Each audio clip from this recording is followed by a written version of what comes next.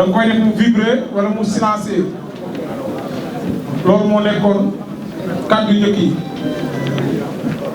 Sëñ Tuubaa yi ñëw na léegi la fi Sëriñ Cheikhouna Mbacké moom Cheikh Mouhamadou Mourtada ñëwoon waaye ñu am ku ko tàgge mu dellu fa waaye nag fekk na fi mbokkam Cheikh Abdou Mbacké Bara Dolly honorable député moom tam teew na.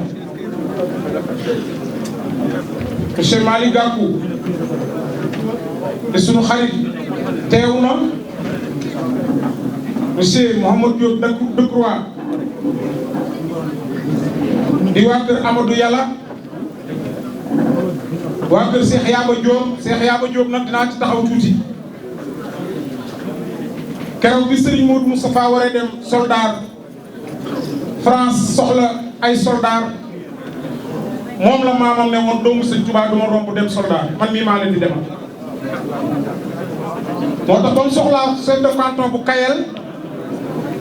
ci kan la ñëw Sëñ Fall borom Ndindi bàyyi Sëñ Atiix ak Alaaji Baara bàyyi Sëñ Abdou Karim ca moom la ñëw. waaye dane ko Kayel nga soxla danaa ko teg ci sa loxo danaa ko ngur teg ko ci sa loxo.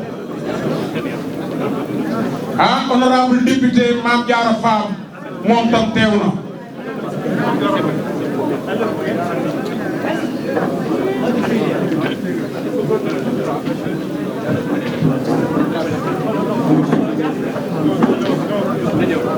monsieur le ministre Aminata Lo Dieng moom tam teew na. ñu dubbee ko soxna Aminata Lo wéy du Sëñ Modou Moustapha moom tam teew. Cheikh Bara Dolly bu ñu demee ba Touba ñu ciy def ay canalisation assainissement ba di dem lépp di dem jéego ci rôle bu rëy moom tam teew. ñëpp laa bëgg a tudd ku xam koo xam ne ñëw na ndax fi ne masque yi moo masque ñëpp kenn xamatul kenn.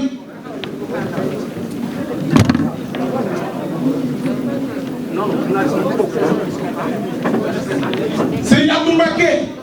moom Baye Cheikh Khady di Serigne Ousmane Sonko ku ne xam na ni màggalu daal fukki suba la yebal na forte délégation moo waroon a. dañ ma wax ñëpp.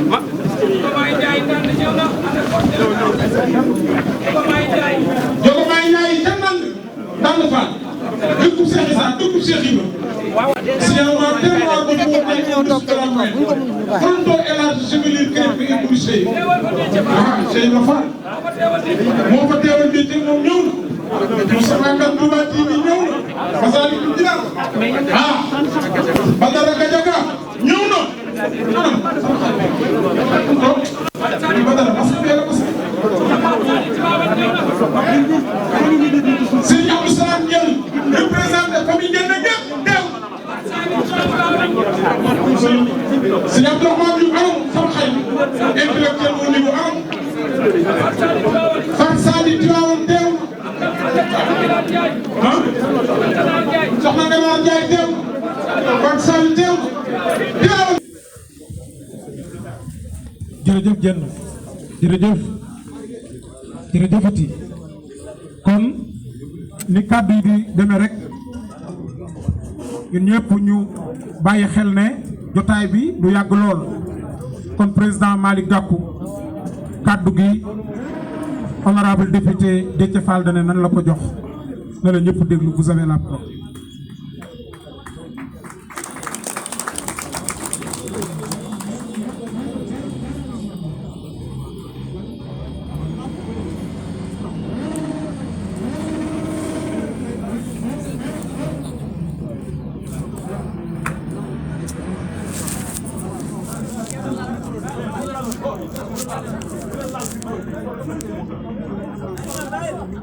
ndànk rek ndànk yéen a bokk liggéey bi am nañu ko def direct ne France ak ñëpp noonu la ñuy seetaan te dama bëgg ñu jël meilleur journaliste meilleure presse ñu jël ko ci monde bi.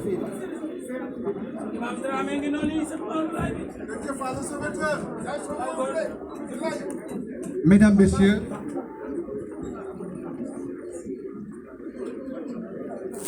décidément, le moment est historique. voici donc venu le jour où notre jeune frère, l'honorable député Déthié Fall, envisage de faire amorcer à sa carrière politique, j'allais dire sa si brillante carrière politique, un nouveau tournant. Un nouveau tournant pour servir le Sénégal. Un nouveau tournant pour servir la patrie. Un nouveau tournant pour renouveler son engagement sans faille au service de la République, de la démocratie et de la défense des intérêts supérieurs de la nation sénégalaise. Oui, c'est vrai, le moment est historique. Notre pays, le Sénégal, vient de traverser des moments complexes. Moments complexes qui ne sont que la résultante du mal-vivre de nos populations. Les enjeux sont donc clairs. Les urgences clairement identifiées. Mais le peuple sénégalais debout s'est mobilisé et s'est engagé à ne ménager aucun effort afin que la République puisse triompher, afin que l'état de droit puisse triompher, afin que la justice puisse triompher. Mon cher Déthié, c'est dans ce moment historique que vous avez choisi de vous lancer dans une nouvelle carrière politique qui sera sans nul doute auréolée de succès au regard de tout ce que tout le monde, et je dis bien tout le monde, connaît de toi. Si vous m'avez fait l'amitié et l'honneur de prendre la parole devant cette pléiade de personnalités, de haute autorité, c'est parce que sans nul doute, vous savez que je suis un trait d'union entre nous tous. Trait d'union qui symbolise la trajectoire commune que nous avons partagée au service du combat pour notre pays. Je te connais, Déthié. Je te sais engagé et mobilisé pour le Sénégal. Je te connais, Déthié. Tu es un militaire dans la politique. Tu es un homme de dignité. Et bien souvent, dans ta trajectoire politique, combien de fois nous fûmes interpellés sur la dignité que tu mets au-devant de tout. De sorte que, quand dans notre pays, on évoque ton combat pour le Sénégal, le maître mot qui revient, c'est la dignité, c'est les valeurs, c'est l'honneur, c'est ton engagement pour le Sénégal. C'est pourquoi il me plaît de te féliciter. De féliciter tous les compatriotes qui ont choisi ensemble avec toi de cheminer dans l'édification de cette nouvelle destinée, ô combien brillante, et nous le savons, que tu engages pour le Sénégal. Le Sénégal que tu aimes tant, le Sénégal que tu chéris tant. C'est pourquoi tout à l'heure, en concertation avec les camarades, et pour éviter que cette réunion ne s'allonge encore, en dehors de l'amitié et de la fraternité qui nous lient, nous avions retenu que le président Matar Souran, après moi, va parler au nom de toute l'opposition pour abréger cette cérémonie qui commence déjà à être longue. Mais aussi longue qu'elle puisse être, nous aurions passé des nuits ici, des mois et des années pour te célébrer, pour te dire merci. Mais Déthié incarne la dignité au présent, au passé et au futur. Et c'est pourquoi tu as choisi, mais qu'a choisi Déthié? Qu'a choisi Déthié? Déthié a choisi le peuple. Tu as fait le choix du peuple sénégalais. Tu as choisi le peuple sénégalais. kon nag mbooloo mi ginnaaw bi ma nuyoo kilifa diine yi fi toog yëpp nuyoo autorités yi fi toog yëpp muy chef de parti yeeg ak kilifa yi fi toog yëpp maa ngi wax ne tey jii bés bu rëy la ci réew mi bés bu rëy la ndax ñëpp xam nañ ne Déthié Fall mi toog dafa tànn Sénégal dafa jël xolam yéeneem ak yaakaaram jox ko Sénégal loolu moo tax bu wootee Sénégal fekk si ko ku xool mbooloo mi tey xam ne Sénégal yëpp fekk si na Déthié li tax Sénégal fekk si Déthié nag lu yomba tekki la ndax jomam ndax fullaam ndax faydaam ndax bëgg boppam ndax bëgg réew mi kon nag boo wootee Déthié Sénégal la lay wuy si ndaxte ci valeur yooyu nga xam ne nii mu nekk ay valeur cardinal ñun ñëpp ci loolu lañ la xamee waaye ku la xam aussi xam ne soldat la soldat nag ci biir politique mooy jubal rek mooy doxal yoon rek mooy doxal gëm-gëm loolu moo tax ñu xool seet na trop ak ñu boole ci lii yàgg ñi nga àndal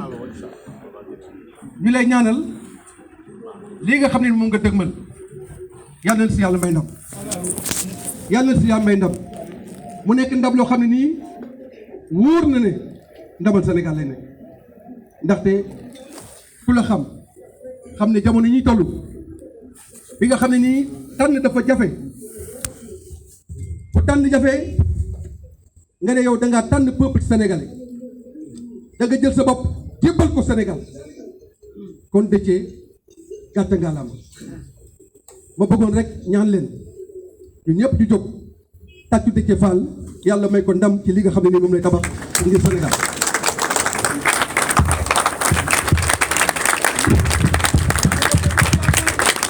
jërëjëf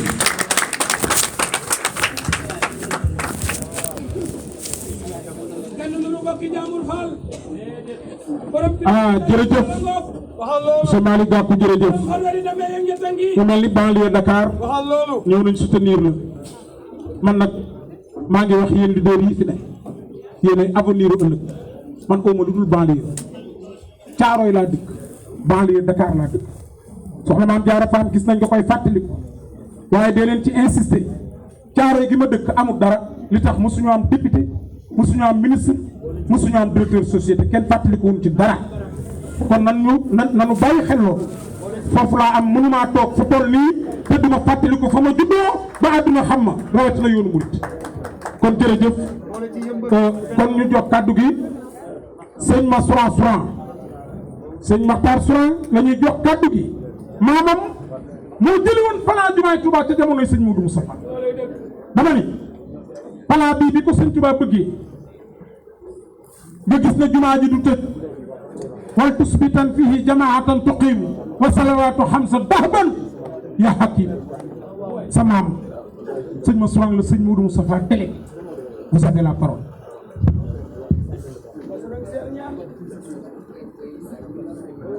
maa ngi nuyu rek yëkkati sama kàddu ci turu opposition yi mun naa ni opposition yëpp teew Bougane Gueye Dany teew na Issa Sall teew na fi Cheikh Abdou Bara Dolly teew na fi Mamadou Diop Decroix teew na fi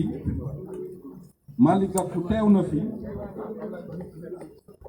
Habib Sy teew na Cheikh Bamba Dièye ngi fi Abdou Mbaye ngi fi Khalifa Sall ngi fi Ousmane Sonko mi ngi fi Pape Diop yónnee na délégation Boubacar Camara yónnee na délégation PDS yónnee na délégation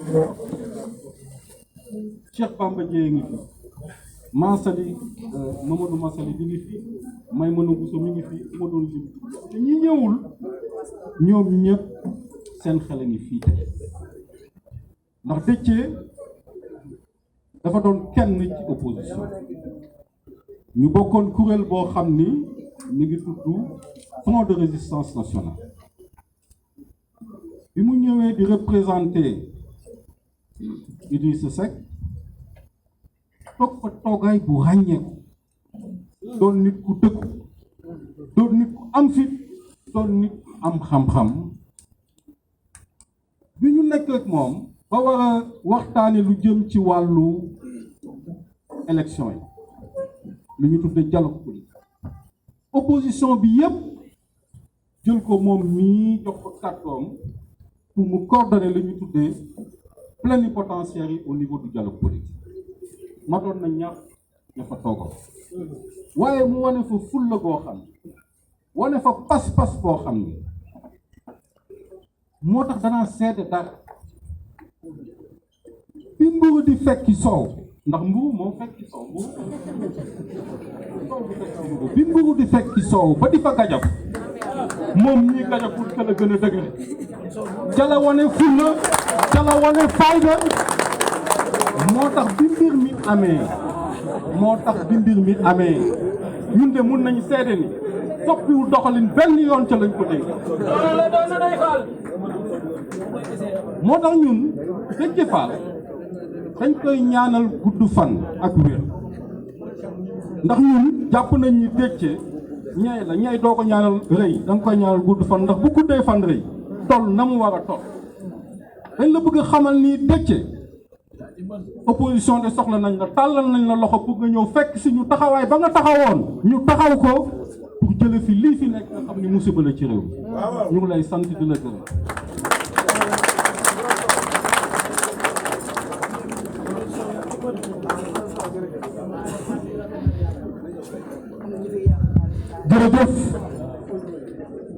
jërëjëf kontaan nan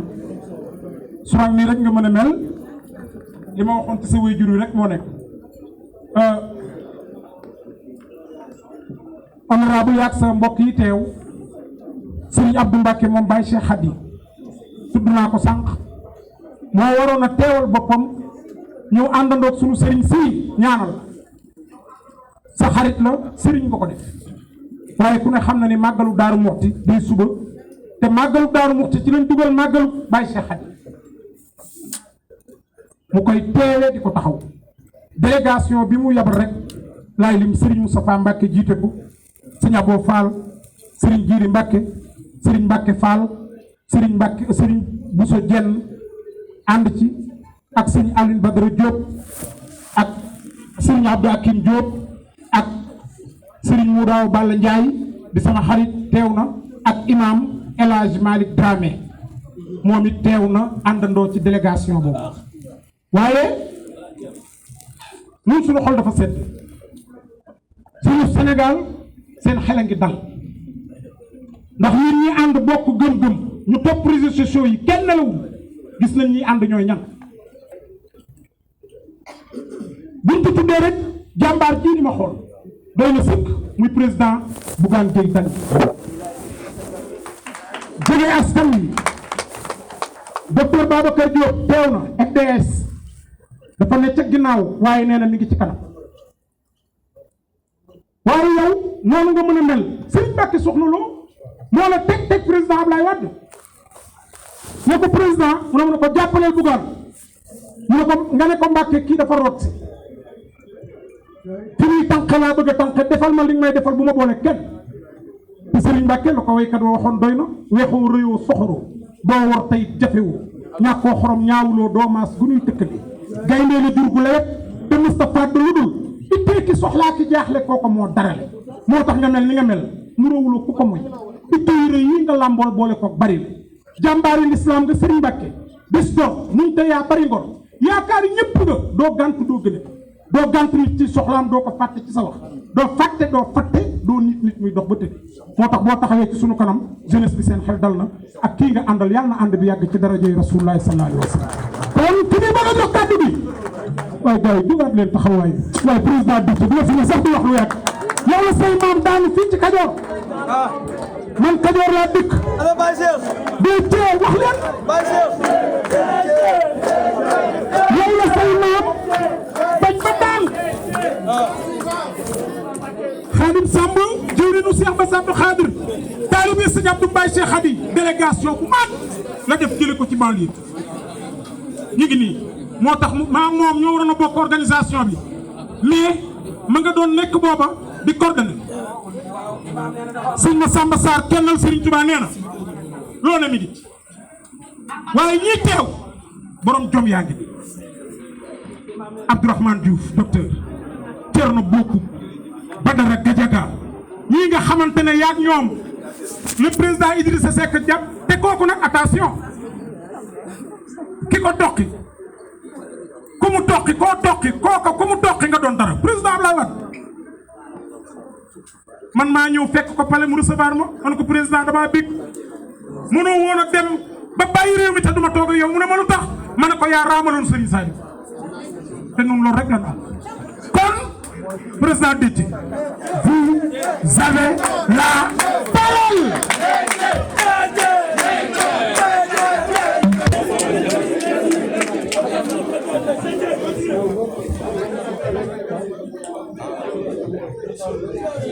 Mes chers compatriotes,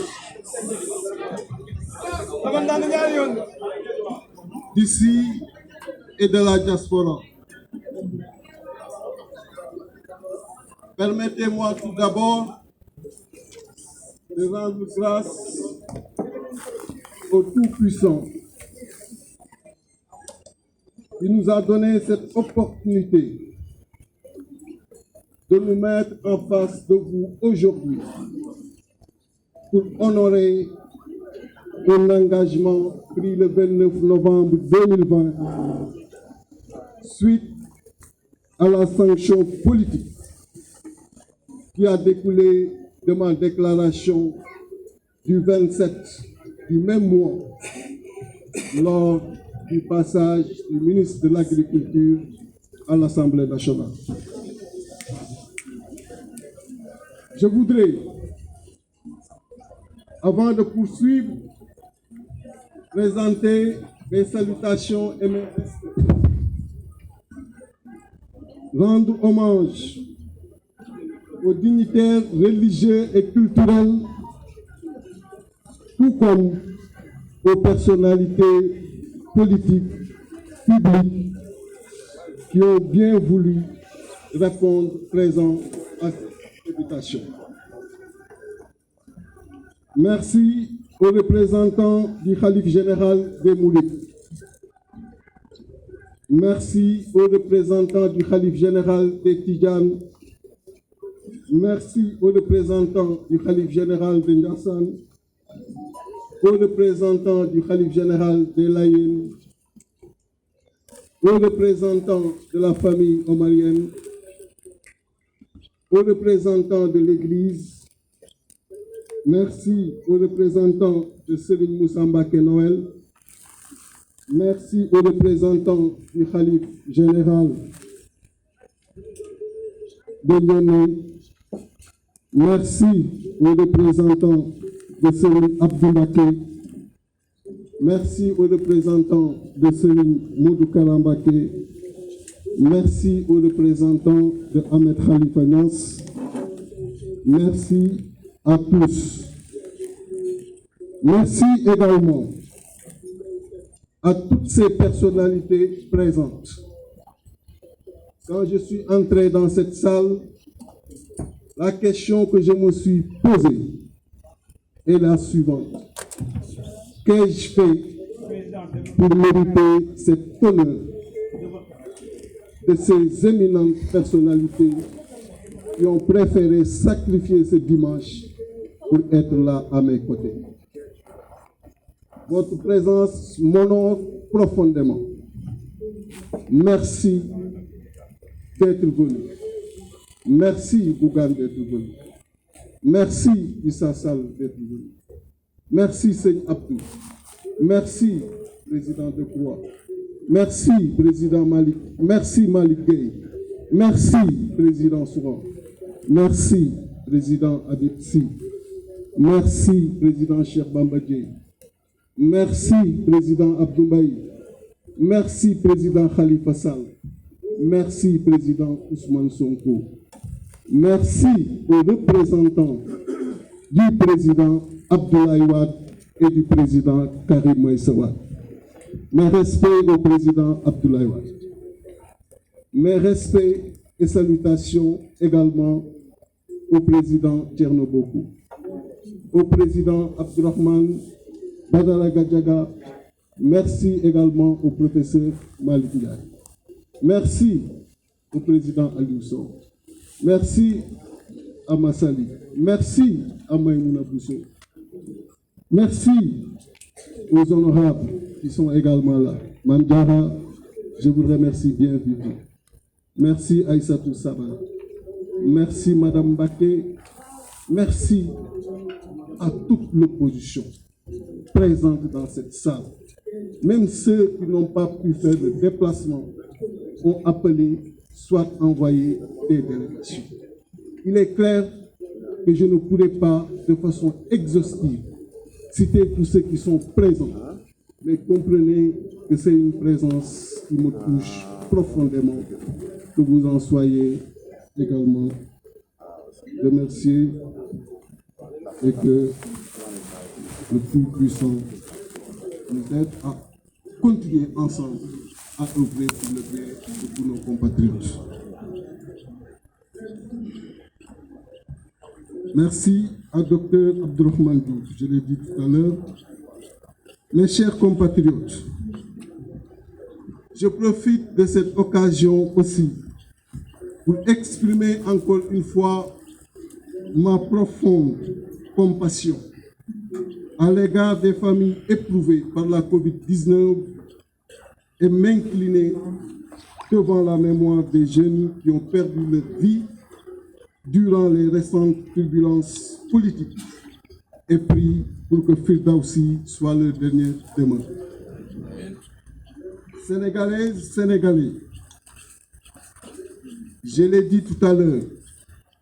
vous avez tous suivi de très près les conséquences qui ont découlé de mon intervention du 27 novembre 2020 à l'Assemblée nationale. Je rappelle que ce jour-là, fort de ma jouissance absolue et effective de ma fonction de représentant du peuple, qui est la raison exclusive de ma présence dans cette Assemblée, j'ai alors indiqué aux représentants du gouvernement, comme je l'ai toujours fait du reste, que la vision du président Macky Sall devait quitter Diamniadio pour rejoindre la vallée du fleuve Sénégal et la vallée de l'Anambra. Ce qui naturellement aurait pour conséquence immédiate de régler en partie la question du chômage, mais de régler également la souveraineté alimentaire. Cette position de vérité et de principe, comme vous le savez, m'a valu une destitution offensante et injustifiable de ma fonction de vice-président du Parti Réuni. Au moment où je le faisais, qu'honorer les charges liées à la fonction du député, qui n'est là que pour le peuple et non pour ses propres intérêts ou les intérêts de son parti. Cette offense, naturellement, a soulevé l'indignation de tous les Sénégalais, de tous bords. Mais je voudrais ici vous rassurer que je l'ai accueilli avec une totale indifférence, mais surtout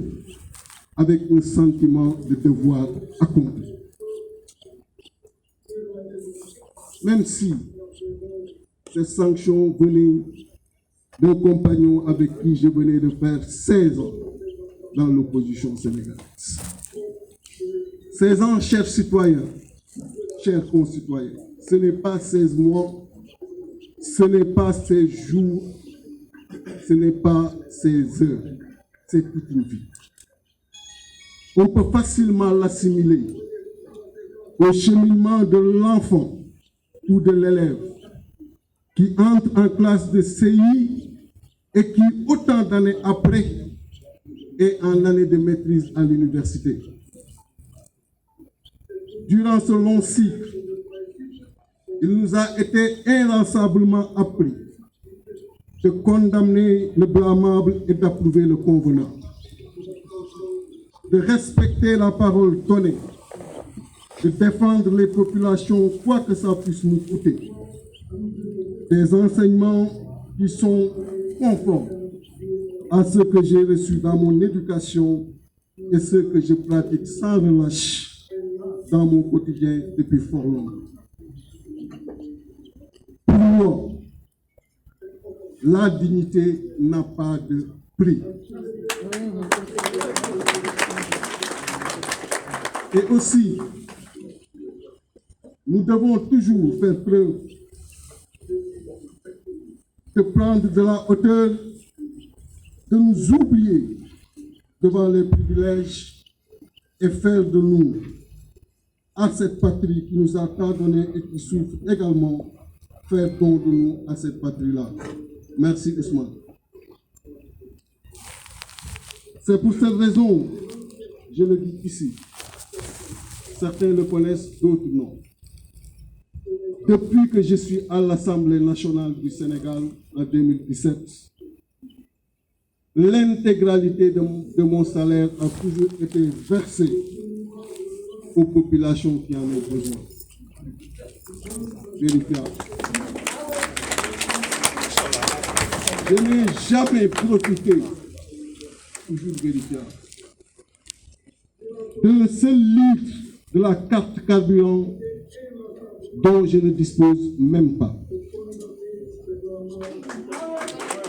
L'intégralité de cette dotation est allouée aux populations.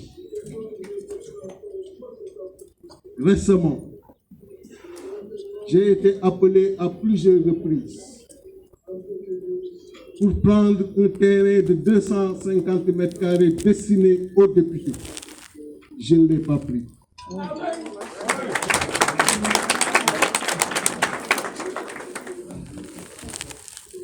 Donc, chers compatriotes, ma seule présence à l'Assemblée nationale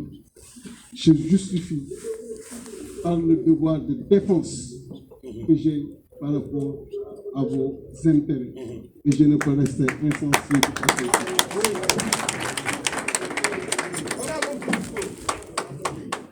Mes chers compatriotes, je peux vous dire ici que rien ne vaut mon engagement politique à vos côtés et la défense de vos préoccupations. Et rien ne vaut le mouvement de ses convictions politiques ou sa liberté d'expression. Ni un poste de député, ni un poste de ministre, ni un poste de président de la République du Sénégal. À choisir entre vous le peuple et les privilèges, retenez-le bien. Je vous choisirai toujours.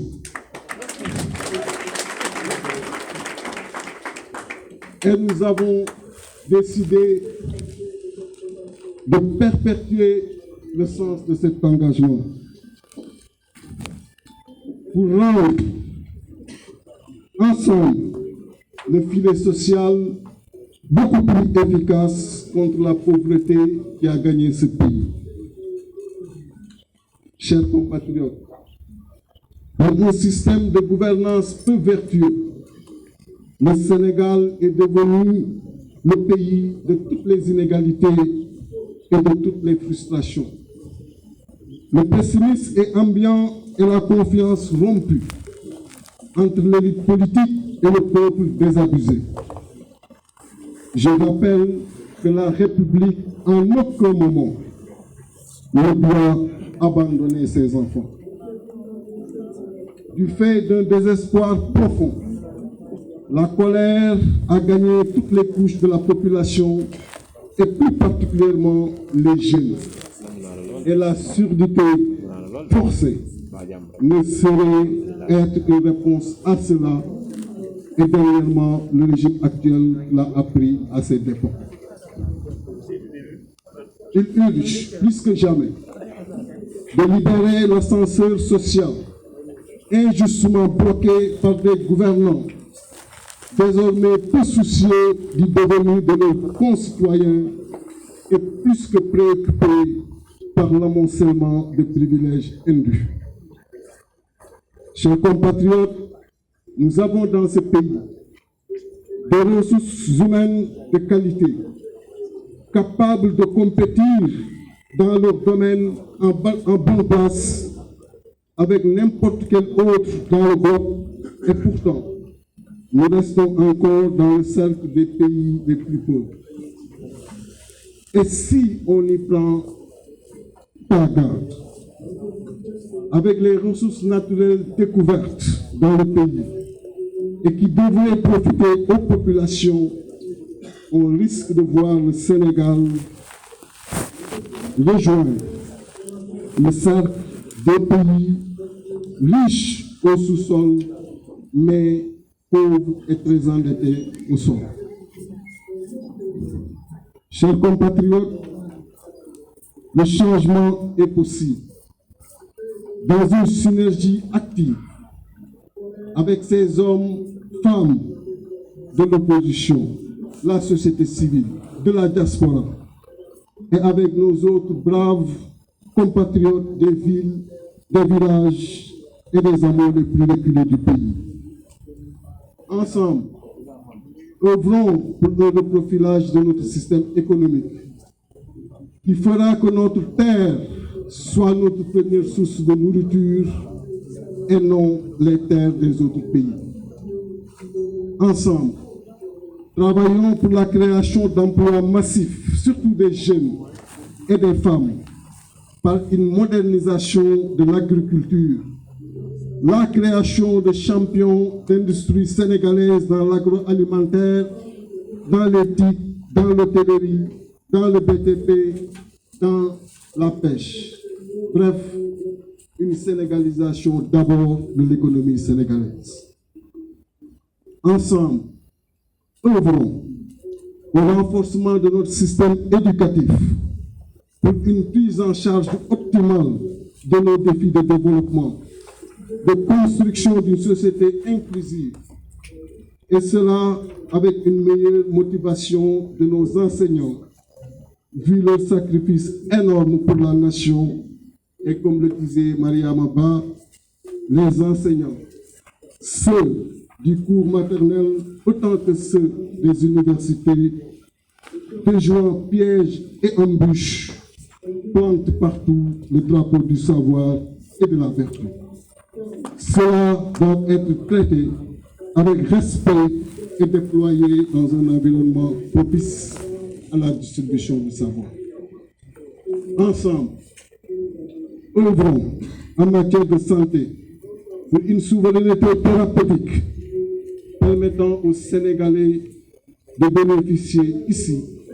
des soins de qualité. Bien entendu, tout ceci ne peut se faire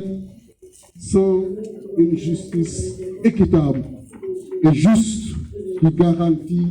la paix et la stabilité dans ce pays. Et cela passe nécessairement par l'arrêt de la persécution des opposants et la réhabilitation sans délai des candidats injustement écartés. Khalifa Ababakar Sall, ici présent, et Karim Meïssa Wade, qui est au Qatar. Chers compatriotes, fort de tous ces constats, et face à ces défis qui nous interpellent tous, nous avons décidé de la création du Parti républicain pour le progrès dissous ak askan wi.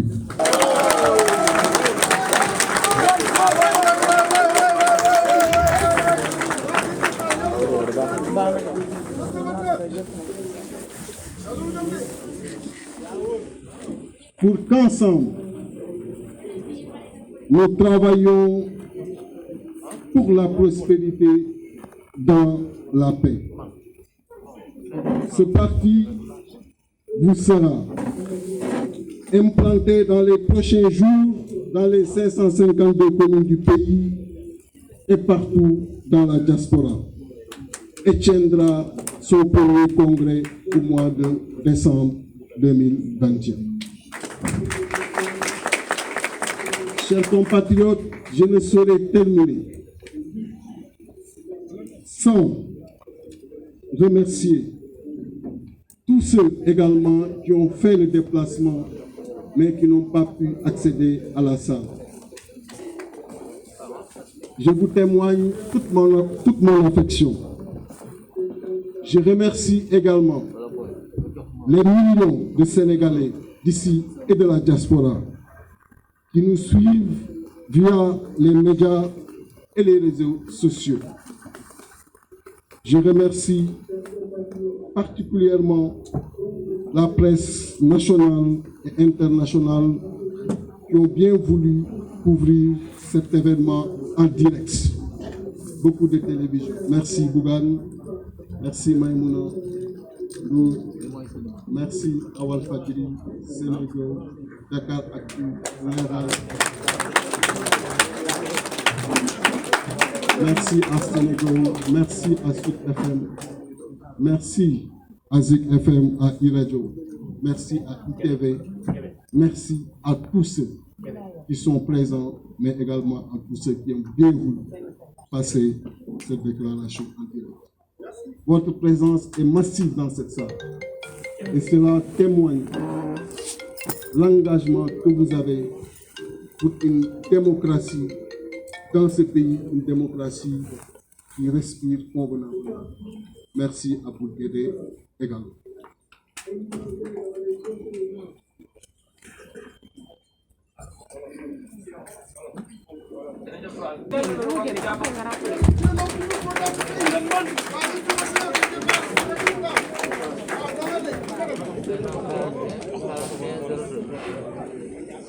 jërëjëf mbokk yi fi teew yëpp may leen ma balaa may tàmbali ma sant sunu boroom li nga xam ni moo ñu may jataay bi mën a am jataay bi nga xam ni li ko tax a jóg mooy respecter kaddu bi nga xam ni joxoon naa ko askan wi ginnaaw le 29 novembre bi nga xamee ni am na ay décision yu jóge ci parti bi nga xam ni tey assemblée bi ma jëlee parole wax fa kàddu yooyu daf leen neexul mais balaa ma ciy xuus ngeen may ma gërëm kilifa diine ak kilifa aada yépp yi nga xam ni ñëw nañu fii di leen gërëm di leen sant yóbbante nuyoo yeesal taalibe ak siyaar ci ñi leen yabal di gërëm di sant kilifa yi opposition ak société civile bi nga xam ni ñoo ngi fi lim naa leen léegi di dolli ci lim bi Babacar Diop di dolli ci lim bi Cheikh Tidiane Dièye di dolli ci lim bi Moustapha Kane bi ma duggee ci saal bi fekk leen fa ngeen toog li njëkk ñëw sama xel mooy lan laa def ba kilifa yi nga xam ni ku nekk xam na ni tey dimanche ni mu xate ak li leen war ñoom ñëpp ñu bàyyi seen yitte di ñëw fekke jataay bi yàlla na leen yàlla fay ci seen taxawaay fii sori na ci sama xol loolu di profiter ci li nu suñu borom jagleel pour massaw ñi nga xam ni am nañu nattu ci mbas mi nga xam ni moo nekk ci biir réew di massaw di jaale njabootu ñi faatu ci yëngu-yëngu yi amoon ci semaine yi ñu génn yëngu-yëngu yi nga xam ni neexul kenn te mënoon na ñàkk tamit di dellu si ci li nga xam ni moom laa wax léegi yàlla dafa def le 27 novembre Assemblée nationale ministre de l'agriculture jaar fa bi mu ñëwee lenn rek nekk sama bopp mooy assemblée bii ma ñëwuma fa pour sama cëggalu bopp ñëwuma fa pour représenter parti dama fa ñëw pour représenter askan bi moo tax mënuma sukkandiku ci lëngoo bu bees ba fàtte askan boobu te duma wax luy seen jafe-jafe moo tax bi ministre bi ñëwee dajeeg jamono jooju immigration clandestine bi mbëkk mi tàmbaliwaat sonnal loolu réew mi ma ni que boo demee ci président Macky Sall nga ni que ne vision jóge Diamniadio fekki vallée du fleuve Sénégal fekki vallée de l'Anambé ndaxte loolu dina mën régler xëy mi mais tamit dina tax ñu am suñu souveraineté alimentaire maanaam li ñuy lekk ci biir réew mi ñu bàyyi ko ci biir réew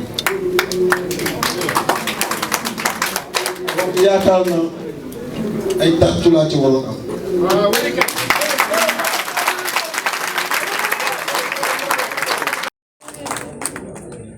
mais biñ ci jëlee beneen dogal le 29 novembre wàcce ma ci sama poste vice-président ma gis adduna bi yëpp mbir mi naqadi leen ma jot ay appel yu jóge fépp ci biir adduna bi sénégalais yu nekk ci biir réew ak sénégalais yu nekk ci bitim réew ñun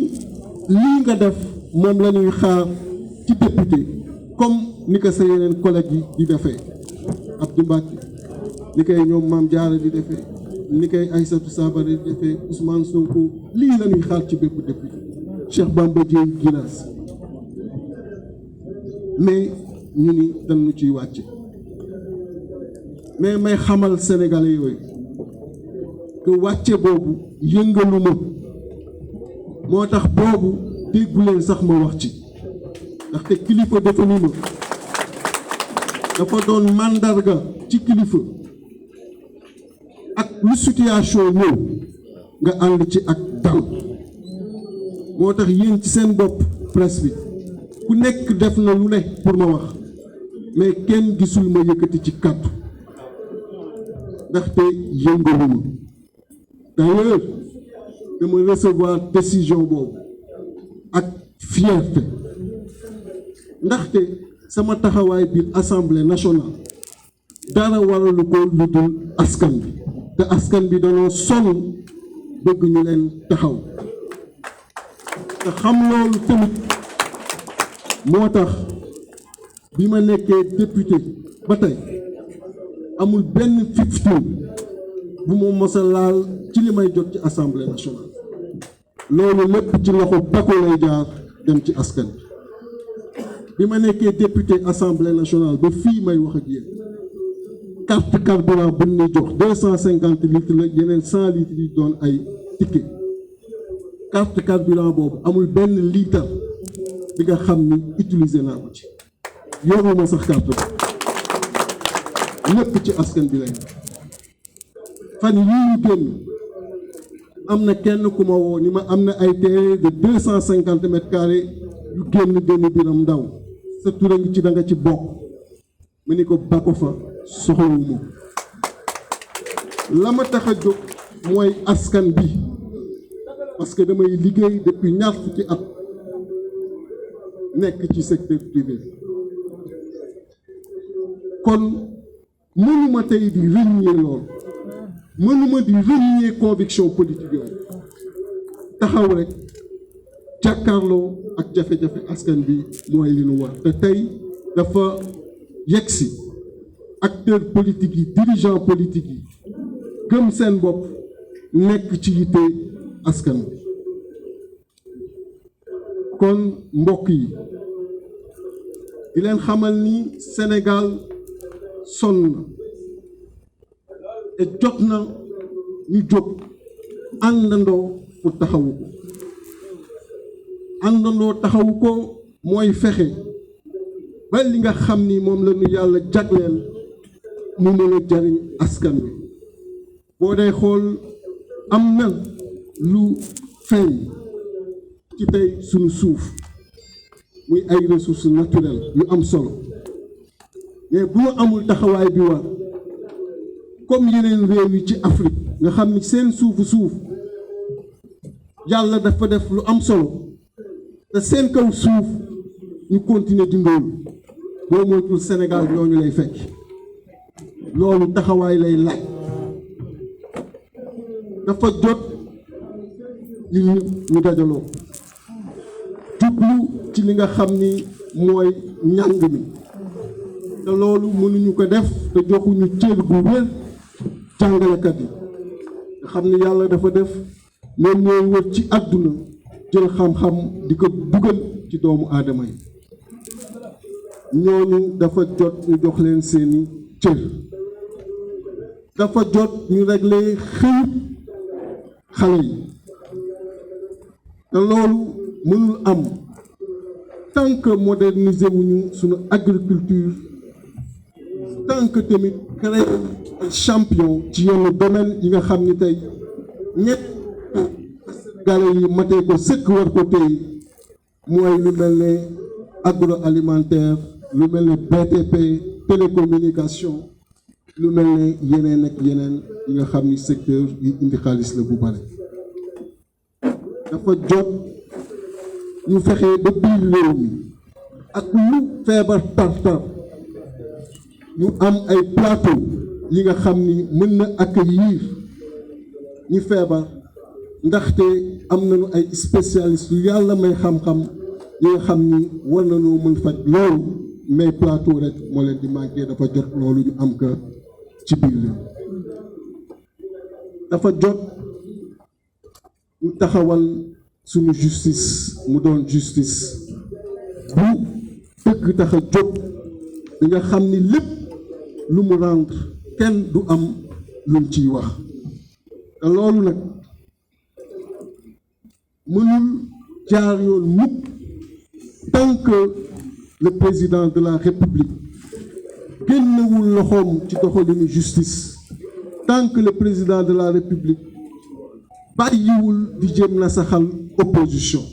ak di jéem na saxal opposant loolu mënul am tant que delloowuñu waat ñii di Karim Meïssa Wade di Khalifa Sall seen àq ak seen yelleef loolu mënul am tant que arrêté wuñu poursuite yi contre Ousmane Sonko wala arrêté wuñu di jàpp nit ñi di leen dugal ci biir kaso yi donc dafa jot ñu arrêté yooyu pour taxawal liggéey boobu gën ko jëmmal moo tax ak ñu nu àndal ci biir réew ak ci bitim réew macha allah muy sénégalais yu takku moo tax ñu jóg taxawal parti bu ñu tuddee parti républicain pour le progrès PRP diisoo ak askan wi pour que ensemble ñu mën jublu ci prospérité ci jàmm fan yii ñu jëm parti boobu fas yéene nañ ko taxawal ci 552 communes yi nekk Sénégal yépp ak ci réew yi nekk biir diaspora yépp bëgg nañu mois de décembre bii ñu jëm ñu taxawal congrès